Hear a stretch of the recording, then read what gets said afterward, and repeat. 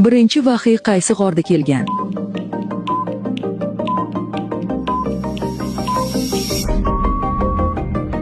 To'g'ri javob: Hiro g'ori. Vahiyni qaysi farishta olib kelgan?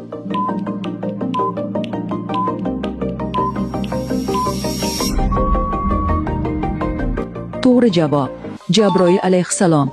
Birinchi vahiyda farishta ilk nima degan?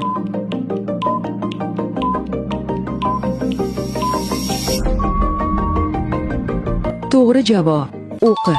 Ilk qaysi sura oyatlari nozil bo'lgan?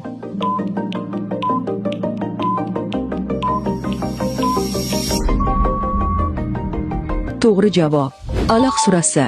Alaq nima ma'noni bildiradi?